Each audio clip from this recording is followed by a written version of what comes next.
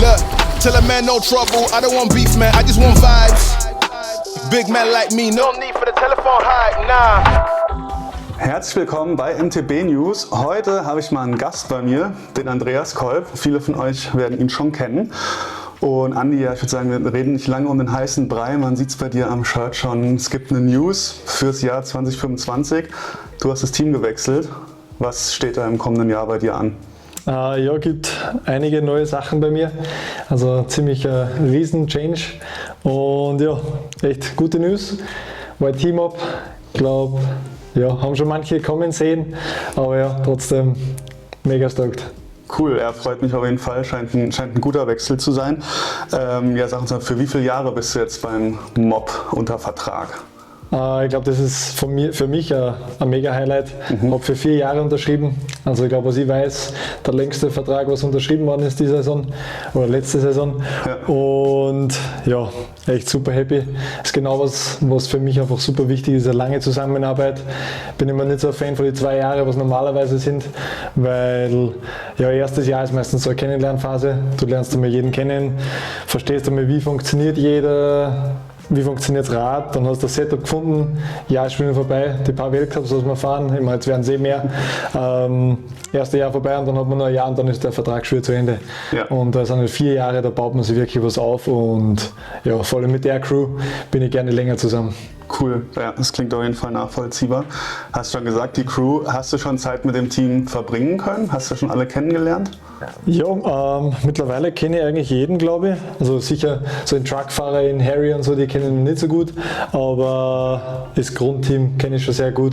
Habe vor 2 Jahren, wo ich unterschrieben habe bei den Athens, das 2. Mal, habe ich schon angeklopft bei YT und YT hat bei mir schon angeklopft, also wir kennen uns schon sehr gut die letzten Jahre. Der Erik, der Jömisch ist ein guter Freund von mir, der Gunnar, der Teammanager und ja, genau. Mit der Wally verstehe ich mich gut, mit Ocean verstehe ich mich gut. Cool. Ja, die ganze Crew ist einfach echt super gemütlich. Ja, mega cool. Ja, ist ja auf jeden Fall auffällig, du warst bei Athertons jetzt 4 Jahre, reines britisches Team, du warst ja der einzige Nicht-Brite, glaube ich. Ist es ein Unterschied? Hast du eigentlich ein ziemlich österreichisches Team, du und die Wally, ihr seid die beiden Team-Stars eigentlich. Macht das einen Unterschied für dich aus? Gibt es da irgendwie mit der Sprache, ist es einfacher oder würdest du sagen, das vereinfacht was oder spielt das keine Rolle? Ich würde jetzt nicht sagen, dass es vereinfacht. Ich glaube, mein Englisch ist mittlerweile ganz gut. Ganz am Anfang bei den Athertons habe ich schon gemerkt, okay, wenn man jetzt den ersten Weltcup hernimmt, wo ich das erste Mal dabei war mit dem Team, so richtig, da bin ich wirklich am Abend beim Abendessen da gesessen und habe mir gedacht, ich kann mich nicht mehr konzentrieren, also wirklich der Kopf war leer und dann musste ich rennen voneinander, also das war doch schon eine Challenge, aber jetzt die letzten Jahre, ich glaube mittlerweile versteht man mich ganz gut, wenn ich Englisch spreche, wahrscheinlich ist Deutsch schon schlechter, also ich probiere mich da zusammenzureißen, also ich nicht zu Bergbauernsteilisch sprich und ja, ganz easy eigentlich, ich glaube man muss nur aufpassen, damit man nicht zu viel Deutsch spricht. Wir waren jetzt schon unterwegs, also war schon 2-mal testen mit dem Team direkt nach der Saison. Ocean war dabei und dann spricht man gerne mal Deutsch mit dem Mechaniker oder mit der Wally und ja, ist dann in Ocean gegenüber nicht fair. Ja. Der sitzt daneben und versteht kein Wort. Also da möchte ich schon schauen, dass man wirklich hauptsächlich Englisch spricht, wenn nicht diejenigen dabei sind. Ja, verstehe ich absolut. Aber es ist Ocean mit dem George, mit seinem Mechaniker, der Filmer spricht Englisch, Isaac spricht Englisch, also es sind eben mehrere dabei. Okay, so ist es. Stimmt. Ja. Ja, du hast schon gesagt, du warst mit dem Team bereits unterwegs. Cheers erstmal. Konntest du das Tours, dein neues Arbeitsgerät, konntest du das schon fahren? Oder konntest du es auch fahren, bevor du den Vertrag unterschrieben hast? Ich weiß jetzt nicht, ob ich die Frage beantworten darf, aber okay. ich glaube, ich beantworte die Frage, indem dass ich das so beantworte. Okay, ja. Ja. Aber generell ich bin jetzt nach der Saison schon gefahren und bin echt brutal positiv überrascht. Ich glaube, es ist ein Rad für alles. Was ich die letzten Jahre immer ein bisschen Probleme gehabt habe, waren so Speed-Carrying-Themen. Und ich glaube, wo modernes Downhill hingeht, schnelle Strecken, doch viel Bikepark mittlerweile, was zwar jetzt nicht, ich bin jetzt nicht der größte Fan davon, bin aber schon ziemlich gut, würde ich jetzt sagen. Also bin ich überrascht, wie gut dass ich teilweise auf Anliegerstrecken auch bin. Aber ich glaube, das Setup von YT ist doch auf der progressiveren Seite und wahrscheinlich sogar 29 Zoll, so wie es im Moment aussieht, ist einfach, was Speed Carry betrifft und über Bremswählen, drüber rollen, ja, einfach generell Speed generieren, absolut abnormal. Also wirklich auf so einer Geraden dahin rollen, das ist ja. Ich bin in Ocean dieses Jahr nachgefahren, in Amerika drüben, da war so ein flaches Stück bei der US Open, die haben einfach nur Chance gehabt. Ich habe hinten pusht wie ein Irrer, bin nicht hingekommen und er ist einfach weggefahren. Gemütlich fast schon. Und jetzt verstehe ich es. Also, ja, ist schon echt geil. Und es macht fast ein bisschen mehr Spaß, muss ich sagen. Okay. Also auf die Sprünge geht es einfach so, es poppt 10-mal mehr. Also am Anfang bei allen Sprüngen bin ich gleich so weit gesprungen, weil es einfach so viel mehr abhebt. Ja. Also auch cool. Gehen Sie vielleicht ein paar mehr Gaps aus nächstes Jahr. Cool. Das wärmt mich jetzt innerlich sehr, weil ich bin nie zum Mallet gewechselt tatsächlich. Ich bin immer 29 Zoll gefahren. Du bist nie Mallet gefahren? Ja doch, ich bin schon gefahren, aber mein privates Rad war immer ein 29er. Ich bin immer bei geblieben. Ja. Man muss endlich die Bestätigung. Man muss aber echt sagen, ich glaube, es gibt nicht viele Fahrradmarken, die was wirklich ein gutes 29er bauen. Das hat man echt gesehen, jeder hat es probiert und jeder ist sofort wieder weggegangen, sobald das die Mallet-Regel reinkommen ist. Ja. Und das weiß ich echt bei vielen Marken, es hat einfach nicht funktioniert. Ja. Ich bin selber auch schon andere gefahren und ich glaube, es gibt selten Räder, die was gut sind, die 29 Zoll. Ja, man sieht ja, Greg Minard hat es jetzt auch wieder nicht hinbekommen und so. Reden wir jetzt keine anderen Räder schlecht. Reden wir lieber über dein Team. Du hast gesagt, okay, das Rad konntest du fahren. Was ist denn wichtig bei so einer Teamauswahl? Irgendwie guckst du das Material natürlich, was der Support ist. Wie wichtig ist dir auch der Vibe zum Beispiel? Wo legst du da deine Präferenzen? Da gibt es extrem viele Punkte. Also es ist ein ziemlich langer Prozess immer für mich, dass ich da wirklich 100% sicher bin. Bin jetzt doch keine 18 Jahre mehr, dass ich sage, ich unterschreibe jetzt einmal 2 Jahre wo und schauen mal, wie es ist. Sondern es soll schon passen. Man wird jetzt, wenn ich 18 bin, auch nicht machen, aber ich glaube, ich bin schon in der Blüte meiner Rennkarriere und da gehört der Vibe auf jeden Fall mal ganz nach oben, weil a Happy Racer ist a Fast Racer, das ist eindeutig so. Ja. Ich habe, glaube ich, noch nie gut performt, wenn ich nicht gut drauf war. Wie sagt man, wenn ich schlecht drauf war, habe ich meistens auch nicht performt. Ja. Und da gehört das Umfeld immer dazu. Und das habe ich jetzt beobachtet bei YT. Wie gesagt, vor 2 Jahren wäre ich schon fast hingewechselt. Da war es aber noch so am Anfang vom Team und habe mir fast nicht getraut. Und ich war mit Etherton so nicht ganz fertig. Habe gedacht, da gibt es noch einen Weltcup vielleicht zu gewinnen, was wir zum Glück geschafft haben. Und habe das die letzten 2 Jahre beobachtet, bin immer auf einem Café vorbeispaziert und so weiter und habe schon analysiert, wie es dort ist und bin halt echt drauf gekommen, das ist wirklich ein Team, wo ich mich gern aufhalte und einfach jede Persönlichkeit, was drinnen ist gemütlich, cool. Der Patrick, mein neuer Mechaniker, super cooler Typ und ja, das ist einmal die Nummer 1. Nummer 2 ist auf jeden Fall Material. Wenn du jetzt ein Material hast, was nicht siegfähig ist, dann geht da nicht hin. Auch wenn es der geilste Vibe ist und vielleicht kriegst du doppelt so viel zahlt wie sonst wo, dann bringt dir das alles nichts. Das Wichtigste ist natürlich auch, dass das Material funktioniert. Und das habe ich dann auch herausgefunden, dass das funktioniert. Und bin ich dann auch 2022 bin ich das Rad schon gefahren am Ende der Saison. Und ich weiß nicht, ich glaube, da bin ich 7 Runs gefahren und war zeitlich schon sehr gut dabei. Gehen wir nicht zu viele Details her. Was ist noch wichtig? Teamkollegen sind wichtig, habe ich schon angesprochen, der ganze Vibe. Ocean ist einer der talentiertesten Fahrer im Fahrerfeld, noch sehr jung, was mir taugt, weil ich bin jetzt vielleicht nicht mehr der Jüngste, aber bin noch ziemlich jung im Sport, würde ich jetzt behaupten, weil ich so spät angefangen habe. Und ich merke einfach so, wenn ich mich mit den älteren Fahrern umgebe, da kommt man vor, so, die reden schon über das Aufhören und was weiß ich für ein Blödsinn. Also, Alter, was ist mit euch? Ja. Also, ich werde so lange Rennen fahren, wie es nur geht, weil es auch so geil ist, oder? Ja. Und ja, der Ocean ist einfach ein super lustiger Typ. Mit dem kann man zur Afterparty gehen und mit der Wally sowieso, die Nähe ist auch wieder super. Ja. Das war das Nächste, die Nähe von YT. Ich fahre dort 5 Stunden hin und zum Erik, zum Irmisch, mit denen verstehe ich mich super gut. mit dem testen im Winter. Ja. Der hat gute Strecken. Ja, gute Strecken, Klinovic da oben. Ja. Sie können zu mir nach Schlappning kommen im Sommer, können bei mir wohnen. Jetzt im Winter nach Graz am Schöckel, Maribor. Also wir haben da echt ein gutes Bermuda-Dreieck, glaube ich. Das haut gut hin. Ein Shred-Dreieck. Ja, genau. Ja. Nein, aber ich glaube, das sind so die wichtigsten Punkte. Ja. Und der Support so vor Ort, ich meine, wollte ich eigentlich später ansprechen, aber passt vielleicht jetzt auch, Athertons. Ein Thema heute noch, Qualität war noch sehr wichtig. Also ich komme jetzt von einer Firma, wo Qualität sehr hoch ist. Ja. Und ich weiß vom Ian, der ist ja der Haupttestfahrer bei YT, Ja. der hat auf seinen MK4 am neuen jetzt 1300 Runs ohne Lager zu wechseln drauf. Irre. Also wie ich das gehört habe, ich habe es ihm nicht geglaubt. Ja. Ich habe es ihm wirklich nicht geglaubt. Aber stimmt. Und der Rahmen schaut auch gut aus, alles drumherum, und für sowas steht dann halt gerne. Ja. Man muss ja dann für eine Marke stehen. Ja. Also es gibt sicher Marken, wo ich jetzt sagen würde, da, wenn alles passen würde, aber die Marke selber spricht mich nicht an, kann ich auch nicht fahren dafür, weil Ja. irgendwo repräsentiere ich es und will ja natürlich auch happy auf das Rad aufsteigen. Ja. Also, und der YT passt echt gut zu mir, glaube ich. Cool, ja, freut mich. Und genau, wie ist es mit dem Support vor Ort auf der Strecke? Ich meine, ich weiß nicht, ob das so vielen Leuten so bewusst ist, die nicht regelmäßig beim Weltcup vor Ort sind. Atherton ist ja schon ein krasses Setup, großer Truck und alles, aber ihr hattet jetzt ja nicht viele Mann vor Ort, oder? Im Prinzip. Du hast nicht viele Line-Coaches gehabt und sowas.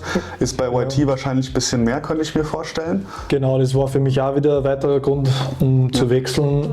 Das Ganze ist einfach professioneller. Es wird im Winter schon mehr Arbeit geleistet. Wie gesagt, ich war jetzt schon vor dem Jahreswechsel schon zweimal testen. Ein drittes Mal kommt jetzt mit dem Teamcamp in Südafrika. Und auch bei den Weltcups sind es besser aufgestellt, auch mehr Mann, wie du sagst, Ja. was natürlich bei kleinen Firmen wie bei Athertons schwierig ist. Ja. Wir sollten noch einen zweiten Line-Coach auch noch dazu bekommen. Das sind dann alles Sachen, was sie summieren und Ja. das Rennwochenende dann leichter machen sollten, Ja. und ja, hoffentlich im Ergebnis dann auch zeigen wird. Cool, ja. Hattest du noch andere Optionen jetzt außer YT? Wie war das so nach der Saison? Ja, es gab einige Angebote, gab sehr gute Angebote, Ja. aber für mich war es eigentlich schon ziemlich früh klar, dass ich zu YT möchte. Und ja, es hat dann zwar ein bisschen länger gedauert, bis es wirklich fix war. Ist Ja. natürlich auch immer nicht so easy, damit Ja. alles ausgemacht ist. Ja. Aber ich glaube, wir waren früher dran wie andere. Und ja, wie gesagt, wäre vor 2 Jahren schon fast zu weit gewesen. Was Hab einfach. da schon ein paar andere Teams angeschaut, aber ich glaube, YT, wie gesagt, passt einfach zu mir, und ja, ich freue mich einfach mega drauf. Cool, ja, glaube ich auf jeden Fall. Ja, lass so ein bisschen vielleicht über deine vergangene Saison erstmal reden, bevor wir auf jeden Fall auch ein bisschen in die Zukunft gucken. Da gibt es ja einige spannende Änderungen. Genau, du hast letztes Jahr ein bisschen hektischen Start in die Saison ja gehabt, hast dich in Neuseeland, glaube ich, verletzt. Bist dann aber direkt mehrfach in die Top 10 gefahren. Wie hat sich das für dich angefühlt? Warst du dann irgendwie ein bisschen unter Druck gesetzt mit der Verletzung, oder wie lief der Saisonstart für dich? Ja, ich bin nach Neuseeland geflogen, habe schon Probleme mit dem Visa gehabt, bin mal 3 Tage zu spät angereist.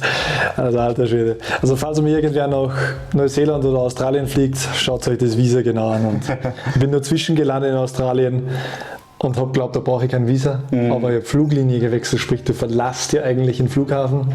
Habe ein Visa für Australien gebraucht für den Blödsinn. Okay. Alter Schwede, ich war so ein. Da habe ich mal 3 Tage in München verbracht. Ja. Ja, war ziemlich lustig, und da 1,5 Wochen später bin ich wieder eingeflogen, weil ich mir den Radiuskopf gebrochen habe. Da habe ich jetzt gerade die Schraube rausbekommen. Ja, und dann hat es ein bisschen tricky begonnen, die Saison. Es war nicht mehr so viel Zeit, ich weiß gar nicht mehr, das war Anfang Februar und Weltcup-Start war Fort William war April? recht früh, ja. Anfang Mai, irgendwie sowas. Ja. Und ja, bis halt der Bruch verheilt ist, vergeht schon einiges an Zeit, und ich glaube, ich habe dann ziemlich genau einen Monat gehabt, um ready zu sein für den Weltcup. Ja. Und einen Monat, um wirklich auf Speed zu kommen, eine neue Gabel zu testen und generell auch die Fullruns reinzubekommen, war mehr oder weniger nicht möglich. Bin dann auch krank geworden. Wahrscheinlich war es Covid, genau am Teamcamp. Wir haben da nur ein Teamcamp gehabt und da bin ich krank geworden. Ja. In Portugal sind direkt nach Fort William geflogen, dort habe ich nur gehustet und war eigentlich für die Fisch. Und ja, bin dann zum ersten Weltcup hingekommen und habe keine Fullruns über 2 Minuten gemacht bis dort. Also der Speed war, glaube ich, schon ganz okay. Ich habe schon gesehen, in Maribor habe ich so 2-Minuten-Runs machen können und der Speed war gut. Aber 2 Minuten und dann nach Fort William hochgehen, wo du mehr wie das Doppelte fährst, ist halt doch schon ein bisschen sportlich. Ja. Aber es war halt einfach also gesundheitstechnisch nicht möglich mehr. Ja. Und die Hand hat auch nicht so viel zugelassen. Ja. Von dem her, glaube ich, habe ich dann das Beste draus gemacht. Bin in Fort William reingestartet mit Platz 9. Ja. Habe da sogar noch einen kleinen Defekt gehabt im Finale, sind wir dann im Nachhinein draufgekommen, was ein bisschen blöd war. Aber ja, war dann eigentlich echt ein guter Start. Und ich muss echt sagen, ich war mit Platz 9 mehr wie happy, weil ja, mit den ganzen Blödsinn, was davor war und wie schwierig das doch alles war, war das schon echt cool. Vor allem auf der langen Strecke. Ja. War das so ein bisschen Perspektivwechsel für dich? Weil ich habe nachgeguckt, du bist 3-mal Top 10 und einmal dann in Val di Sole 11. gewesen die erste Saisonhälfte, was man sagen würde, ja, voll krass, so einer der besten 10 Fahrer der Welt. Aber hatte das Gefühl, dass es für dich schon, dass du mehr wolltest irgendwie. Merkst du das jetzt seit letztem Jahr, dass du dann einen anderen Anspruch an dich selbst hast? Total. Also Anspruch, was heißt Anspruch? Man wird es halt einfach gewohnt, man wird ein bisschen verwöhnt, wenn man da nicht auf das Podium raufgeht und da runterlachen darf. Das ist einfach, weiß nicht, wie erklärt man das, einfach so ein geiles Gefühl, wenn man da drauf steigen darf und da oben noch feiern darf und ja einfach nur so Cherry on the Cake. Und wenn es halt dann wegen 2 Zehntel das verpasst und so die ganze Zeit, Fort William weiß ich nicht mehr, ich glaube es war nicht viel, 1,5 Sekunden oder so, also doch schon noch einiges an Zeit. Polen war ich Vierter beim 3. Split oder so und unten raus, da war ich auch wieder krank, also ich habe das leider dann ziemlich lange mitgezogen, war ich Vierter oben bei den Splits. Und dann unten raus war so viel zum Treten, da nach der kleinen Holzbrücke. Und da habe ich dann, die Füße haben sich nicht mehr drehen wollen. Nein. Und da habe ich dann die ganze Zeit unten raus verloren und ich glaube, war es eine halbe Sekunde oder so. Und Leogang war es 1 Zehntel, was ich dann das Podium verpasst habe. Ich glaube, 3. Platz war 3 Zehntel vor mir oder so. Leogang ist halt ein emotionaler Ort für mich, habe ich viel damit verbunden und war dann echt nicht happy. Platz 6 war da.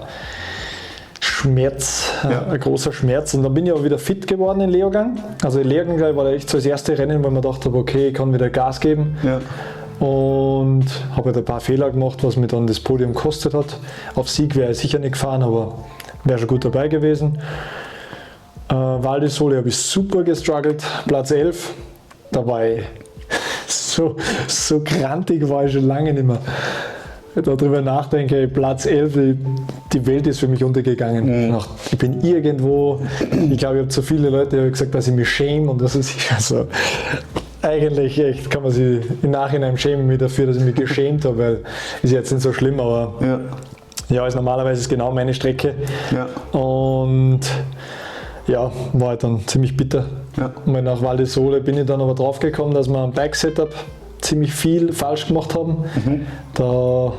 Ich bin zu offen gefahren am Rebound und auf der Dämpfungsseite an der Gabel. Und das haben wir dann geändert. Mein Backsweep habe ich bei der Verletzung geändert am Lenker, weil es eben geschmerzt hat, weil ich ziemlich weit nach hinten war. Und das habe ich dann nicht mehr geändert und dann bin ich drauf gekommen, dass ich durch das Armpump bekomme, bei der ÖM am Schöckel. Und Backsweep geändert, Gabel geändert und plötzlich hat es wieder funktioniert. Okay. Und dann hat sich eigentlich die ganze Saison gewendet. Ja. Cool. Genau, da kommen wir jetzt zu. Die beiden Top-Rennen kamen dann, erst Léger und dann noch Ludogel. Beide bei furchtbaren Bedingungen, muss man ja wirklich sagen. Ekelhaft. Ist es so, ich finde es immer lustig, weil es wird immer noch so gesagt, es gibt noch so Leute, die im Livestream dann so als Matschfahrer bezeichnet werden. Und Jeremy Thirion, Danny Hart. Ich bin mir gar nicht... auf jeden Fall. Ja, bei dem ist vielleicht sogar noch akkurat. Bei manchen bin ich mir nicht mehr so sicher, weil ich denke mir irgendwie so, dass jetzt einer im Matsch so komplett drüber fährt irgendwie, ist echt selten mittlerweile und die Top-Leute... selten, ja. Mit Reece Wilson. Reece Wilson ist sicher so ein Typ, aber der steht sich, glaube ich, damit sogar ein bisschen im Weg. Aber bei dem muss es regnen, dass er fast gut fährt. Aber ansonsten ist auch fast ein bisschen so, finde ich. Entweder es muss extrem technisch sein oder regnen, dann ist er immer dabei. Ja, aber sonst muss man sagen, die Top-Fahrenden, Pierron, Bruni mittlerweile auch, die sind immer vorne dabei. Bruni ja noch weniger im Regen, würde ich sagen. Weniger, aber er ist auch nicht schlecht. Dieses Jahr ziemlich aufgeleuchtet im Regen, eigentlich nur im Regen. sehr interessant ist. Ja, Da bin ich auch schon drauf gekommen, warum. Also das behalte ich für mich. Ja, aber du eben auch. Würdest du sagen, woran liegt das? Würdest du sagen, du bist ein Matsch-Spezialist? Du sagst du einfach, nein, du kannst einfach alles gut und das war jetzt halt die Rennen, wo es gefunkt hat? Ich habe mir das jetzt nach der Saison angeschaut. Die letzten 3 Jahre, wo ich jetzt wirklich vorne dabei war, habe ich eigentlich auf jeder Strecke ein Podium geholt, außer Lourdes, wo wir nur einmal waren. Und das war vor meiner Podiumzeit, und Montsenain. Und Polen, genau die 3 Strecken. Montsenain war ich einmal knapp davor, dann habe ich einen Platten leider gehabt. Und Polen, ja, da war ich krank. Aber ich glaube, ich kann auf jeder Strecke abliefern und bei allen Bedingungen. Ja. Ich glaube, meine Lieblingsbedingungen sind sicher Matsch und Staub. Wenn es so wirklich hardpack ist und super schnell rollt, ist eher so, wo ich ein bisschen zögerlich oft werde, würde ich sagen. Weil es halt, ja, ein bisschen gefährlicher wird, würde ich jetzt behaupten. Ja. Andere finden es wieder genau umgekehrt. Aber für mich fühlt es sich jetzt an, weil man wirklich so einen Messerschneider immer fährt. Ja. Aber ich glaube, ich bin im Matsch mittlerweile ziemlich gut, weil ich so ein ruhiger Fahrer bin, würde ich mal behaupten. Und ich glaube, wahrscheinlich kann ich es schon ganz gut einschätzen mit der Erfahrung mittlerweile. Leger zum Beispiel, das war von oben bis unten eigentlich ziemlich kalkuliert. Hat sich eigentlich ziemlich langweilig fast angefühlt teilweise. Da, wo ich da unten runtergerutscht bin, wo so viele gestürzt sind, da habe ich die Info bekommen, fahr so langsam wie nur möglich. Den Fuß rausgeben, rutscht dort runter und dann habe ich gesagt, Alter, was mache ich da? Ich habe fast die Fans gesehen, die haben gesagt, alter Schwede, ist das peinlich. Ist das peinlich, wie ich da runterrutscht. Im Endeffekt bin ich zu langsam gefahren, aber um auf Sieg zu fahren natürlich. Ja, ich wollte einfach ein gutes Ergebnis haben und bin dann Zweiter geworden mit dem Run. Und Ludenwil fast das Gleiche. Da habe ich gewusst, man muss einfach sauber und rund fahren und ist mal gut dabei. Und ja, ich glaube, ich verstehe es einfach ganz gut, wo das Limit ist. Aber um auf Sieg zu fahren im Regen, bin ich ein bisschen zu gemütlich gefahren die Saison, würde ich behaupten. Und das hat mir also ein bisschen, mir hat der Funke ein bisschen gefehlt die ganze Saison, würde ich behaupten. Ja. Okay. Aber insgesamt würdest du einfach sagen, das hatte nichts mit dem Regen zu tun, sondern du bist einfach, das waren die Rennen, wo du reinkamst und... Ja, vorher, da bin ich gut reingekommen. Ja. Ich glaube, wenn es nicht geregnet hätte, in Leger, Ludenwil und Montsenain, hätte ich bei allen 3 Rennen besser auf Sieg fahren können wie sonst. Ich bin bei alle 3 Rennen, habe ich mich so hingepusht aufs Finale. Also wirklich, die letzten Trainingsläufe waren immer so dermaßen am Limit und schon so geil, und dann kommt der scheiß Regen wieder rein und hat halt irgendwie die Party wieder zerstört. Ich war dann echt im Montsenain, war fast ein bisschen traurig, weil es halt wieder seinen geilen Renntag wieder ein bisschen verhaut hat. Ich meine, es war dann cool mit Brosnan, wie er gewonnen hat und alles drumherum, aber wenn du das ganze Wochenende hintrainierst in Bedingungen, wo du unbedingt fahren möchtest, und dann kommt wieder der Regen rein und die Pace kommt wieder runter, du kannst die Linien nicht mehr ganz so fahren und ist halt nicht so das Rennen fahren, was man haben will. Ab und zu ist geil, aber nicht immer. Dieses Jahr war einfach zu oft. Okay, verstehe. Kommen wir nochmal zurück in die Gegenwart. Beim Mob ist ja schon so eine Besonderheit, du hast ja eigentlich, wenn ich es richtig verstehe, nur den Rahmen vorgeschrieben, oder? Du musst halt das YT-Bike fahren und den Rest kannst du dir aussuchen, oder? Stimmt das? Genau. Ich glaube, das war noch ein Punkt, warum ich unbedingt dorthin wollte. Ich kann mir echt die Teile aussuchen, was ich fahren will. Ich glaube, es ist ziemlich... Es sind schon viele Teile, was ich schon gefahren bin, wo ich drauf sein werde. Das ist zwar jetzt noch nicht fix, deswegen sage ich jetzt auch nicht, welche Sponsoren, oder nicht Sponsoren, aber welche Teile das ich fahren werde. Aber es ist einfach cool zu wissen, wenn du denkst, okay, jetzt kommt eine Firma rein und baut die Suspension, was sicher besser ist oder taugt mir persönlich am meisten. Dann frage ich das Team, ist das okay, kann ich das machen? Ja, und kann ich es fahren. Cool. Das heißt, das Lift Uncaged ist echt mega cool und ja, ich glaube, die Wally wird wahrscheinlich was anderes fahren wie ich. Bei Ocean bin ich mir nicht sicher. Ich glaube, wir sind ziemlich am gleichen Setup. Aber ja, da weiß man halt einfach, man hat 100%ig das beste Material für sich selber. Und das ist schon einzigartig. Cool. Das ist echt cool. Krass. Also du bist da quasi aktuell jetzt im Winter noch am Ausprobieren und legst dich dann vor der Saison drauf fest. Genau. Cool, ja, das klingt schon interessant. Hast du dann irgendwelche privaten Sponsoren noch, mit denen du was ausmachst, oder ist es alles übers Team quasi? Darf ich jetzt so nicht zu viel sagen? Das Video kommt ja später raus, wie es jetzt aufgenommen wird. Ja. Bin ich jetzt gerade noch dabei. Schladming ist unterschrieben. Cool. Also Schladming ist tief da drin. Kriegst eine Jahreskarte. Genau, da kann ich Jahreskarte. Schladming ist für mich sowieso. Ich bin dort aufgewachsen, bin das erste Mal Downhill gefahren. Ich verstehe mich mit den Leuten dort alle super gut. Und ist einfach ein Sponsor, den was ich wieder gerne vertritt. Ja. Sprich, ja, wäre blöd, da irgendwo anders hinzugehen. Und finde es irgendwo cool. Ja. Jeder weiß sofort, wo ich herkomme. Ja. Und sonst Privatsponsoren, Intersport unterstützt mich noch. Auch immer cool. Den Firmenbus kann ich rumrollen mit dem T6. Ja. Echt cool. Cool. Ich wollte vorhin wegen Schladming nochmal, weil du gesagt hast, dich wundert so, dass du Kurvenstrecken mittlerweile so gut fahren kannst. Da habe ich ja innerlich gedacht, hä? Ja. Er wohnt in Schladming. Das ist Ja. die Kurvenstrecke auf der Welt. Stimmt, nee, aber die so gut wie in Schladming Kurven gebaut sind, sind sie nirgendwo gebaut. Das stimmt vielleicht, ja. Das kann sein. Ne? In Schladming der Gripper, also wenn es regnet in Schladming, da ist ja geiler wie sonst. Ja, das stimmt. Und dann kommst du irgendwo anders hin und denkst, oh, da kann ich jetzt auch so reinfahren, dann liegst du da. Ja, eigentlich schlechtes Training. Eigentlich ja. Ist das Schladming ist zu gut. Du musst eine schlechte Strecke für dich bauen. Schladming ist zu gut. Ja. Aber ja, oben ist jetzt umgebaut worden. Ich freue mich schon so auf nächstes Jahr wieder. Ja. Ich war letztens habe ich aus dem Fitnessstudio hochgeschaut und sehe die Schneekanonen. Und so, hört auf! Ja, dann wollte ich auf jeden Fall noch mit dir ein bisschen auf die kommende Saison gucken. Wir haben es sicherlich alle schon gehört, es gibt große Änderungen im Regelwerk einerseits, andererseits auch 10 Rennen dieses Jahr. Was sagst du dazu? Glaubst du, das ist gut für dich, ein paar mehr Rennen? Ich glaube, vorher waren es 7, oder? Also ich finde es mega cool. Ich habe es ehrlich gesagt ziemlich langweilig gefunden, so wie es jetzt war. Du bist Rennen gefahren und dann bist du wieder 3 Wochen da gesessen und hast gewartet. Da gesessen. Hast du trainiert, aber ich finde halt, man wartet halt einfach nur hin zu den Rennen.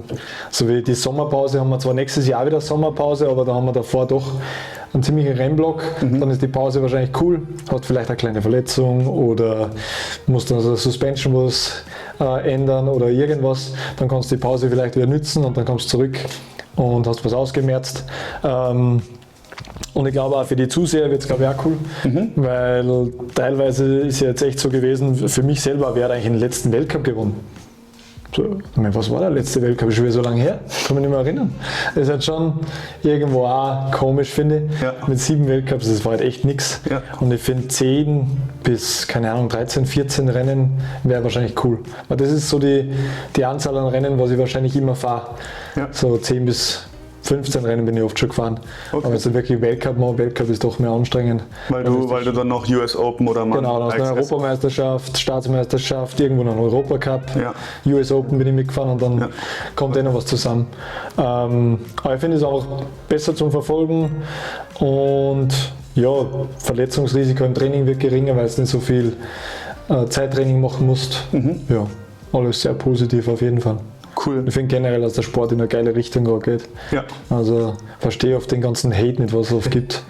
Also wirklich, ich finde die Übertragung und alles drumherum finde ich um einiges besser geworden jetzt. Okay. Interessant, ja. Genau, gehen wir gleich weiter. Neue Regeln gibt es auch noch. Irgendwie die für einen Fahrer auf deinem Level vielleicht fast krasseste ist, es gibt keinen Protected-Status mehr. Obergeil. Okay, wollte ich schon fragen. Ich finde es echt obergeil. Ja. Ich habe gerade erst ein Video gepostet von Leger, wo ich fast in der zweiten Kurve gelegen wäre und da war ich nicht protected. Ja.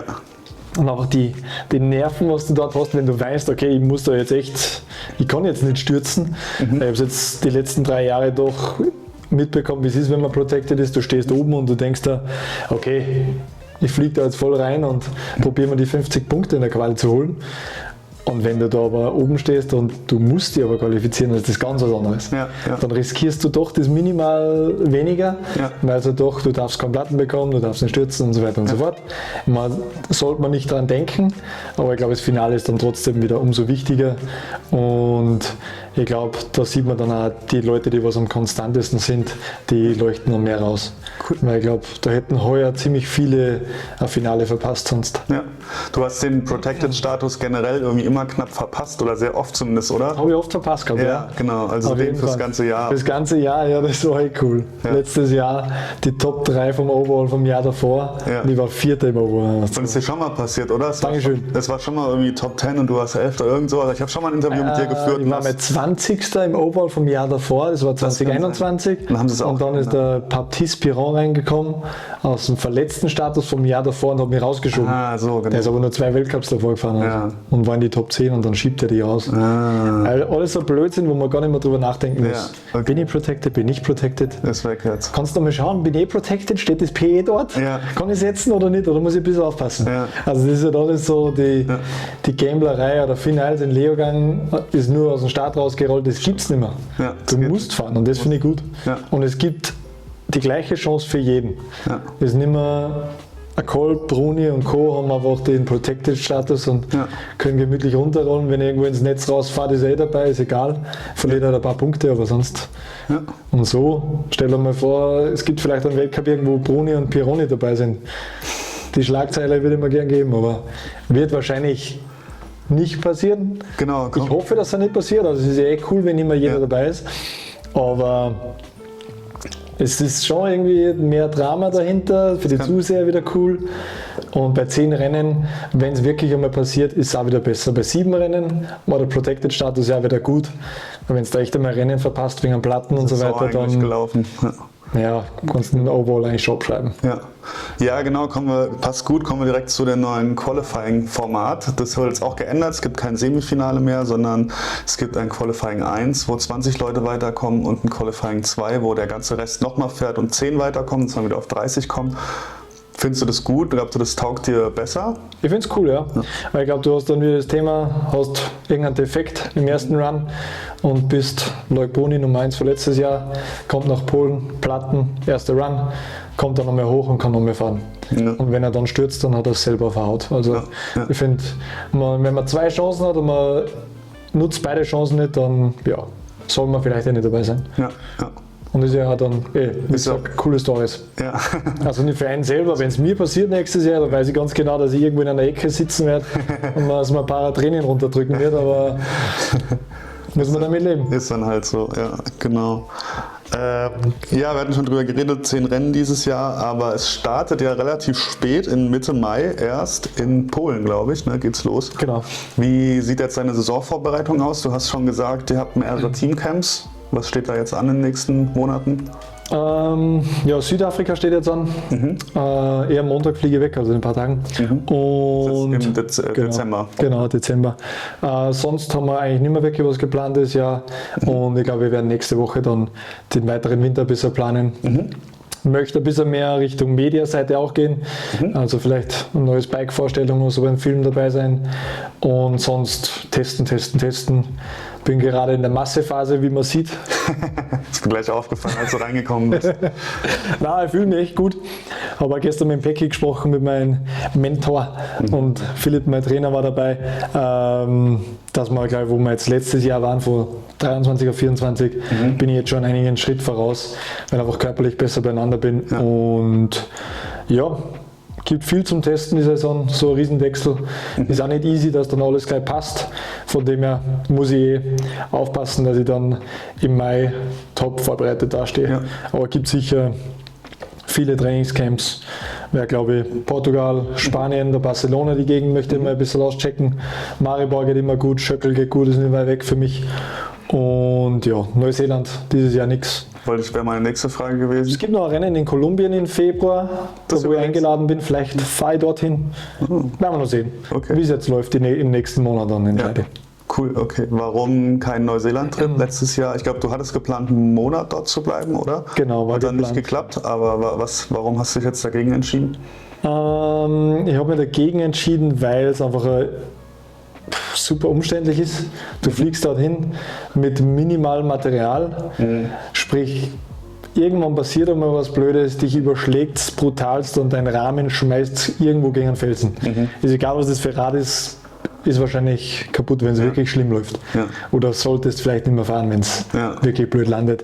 Und das passiert da in Neuseeland. Dann stehe ich da und rufe bei YT an, kann ich über ein Rad haben. Dann wäre wahrscheinlich schon möglich, dass ich über eins bekomme, aber hast halt übel Stress. Bin ich daheim, fliege nach Portugal, passiert das dort, dann bin ich da eine Woche oder so, dann ist egal. Ist jetzt nicht so viel Geld verloren und Zeit verloren, was halt immer so ein Thema ist. Und die lange Fliegerei ist also ein Thema. So, Anstrengend. anstrengend. Und ich finde, Vorbereitung in Europa ist besser wie in Neuseeland. Okay. Die Strecken sind besser. Neuseeland ist auch so Lifestyle geiler. Ja. Du bist halt dort, Queenstown, jeder ist halt, ja, Dreamline oben und wie heißt Corner Peak und alles drumherum, aber ja. Jetzt bin ich schon zweimal dort gewesen, zweimal verletzt heimgeflogen, jetzt habe ich die Schnauze voll. Okay, verstehe ich absolut. Ja. Genau, aber generell klingt es schon, als wäre es dir relativ wichtig, viel Zeit auf dem Downhill-Bike zu verbringen. Im Winter ist es so, ja? Ja, Man hört es zum Beispiel von so einem Greg Menard, der hat ja immer so ein bisschen gesagt, so, er fährt überhaupt nicht und so, er macht da monatelang Pause. Ja, ich finde es gut, dass man vom Rad wegkommt. Ich habe sogar mit ihm gesprochen vor 2-3 Monaten über das Thema. Und für ihn ist es immer super wichtig, dass er wegkommt und einfach mal was anderes macht. Irgendwo ein Blödsinn in Neuseeland, was er halt immer macht. Nicht Neuseeland, in Südafrika. Ich habe gestern schon wieder was gesehen. Für mich selber ist auch sehr wichtig. Also bin jetzt auch echt wenig am Downhiller gesessen, so gut wie fast gar nicht. War im Urlaub mit der Freundin 2 Wochen, also nicht einmal Fahrrad angeschaut oder angefasst. Man vermisst dann schon ordentlich, aber ich finde es gut. Ja. Und ja, dann so ab Neujahr kommt halt für mich dann die wichtigste Zeit wieder am Downhiller. Viele Kilometer sammeln und vor allem Zeit fahren. Ich finde, wenn du wirklich pusht und wirklich Gas gibst und noch gegen deinen Teamkollegen noch auf Zeit fährst, dann passieren die Fehler. Und dann gibt es Leute wie ein Pecki, der was für mich die Fehler analysiert und dann verstehst du, okay, da muss ich noch was machen, da muss ich vielleicht noch mehr Kraft im Oberkörper trainieren, weil deswegen passiert der Fehler oder ich sack mit die Füße durch oder ja, gibt es 10.000 Sachen. Und da sind halt schon Zeitläufe sehr wichtig, finde ich. Cool, ja, verstehe ich absolut. Ja, letzte Frage auf jeden Fall, neues Team, neues Jahr, was sind deine Ziele, was willst du gemeinsam mit dem Mob 2025 reißen? Was will ich reißen? Das ist eine gute Frage. Ich habe Zielsetzung heute noch gar nicht so wirklich gesetzt. Ist schwer zu sagen mit neuem Team, neues Material, alles drumherum. Ich meine, wenn den Ocean verheizen. Das wird gefährlich. Also, das könnte ein gutes Battle werden mit den Kollegen. Aber gut, da pusht man sich ordentlich. Ich würde sagen, für mich ist auf jeden Fall Ziel, wieder einen Weltcup zu gewinnen. Die Saison 2024 kein gewonnen, wo ich schon traurig darüber war. Und mir kommt vor, der Weltcupsieg in Leogang ist schon 10 Jahre her und fühlt sich schon wieder nicht mehr greifbar an. Okay. Emotional schwindet er schon wieder weit weg und für mich ist so, muss wieder greifbar. Hast du eigentlich einen Weltcup gewonnen, wenn du einen gewonnen hast? Also ja, unbedingt wieder Weltcup gewinnen. Das ist mein Ziel. Und über die längere Sicht gesehen mit dem 4-Jahres-Vertrag ist natürlich der Gesamtweltcup ist für mich so oder so immer schon ein Traum.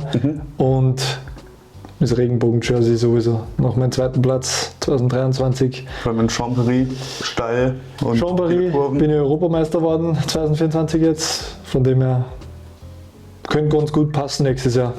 Könnte. Gehört dann immer viel dazu, aber bin ganz guter Dinge. Also im Moment schaut die Zukunft gut aus. Nice. Cool. Das klingt auf jeden Fall alles gut. Wenn ihr noch mehr über Andys Saison erfahren wollt, der Andi ist unser Blogger von den Weltcups. Machen wir wieder, oder? Machen wir wieder, würde ich sagen. Ja, sehr gut.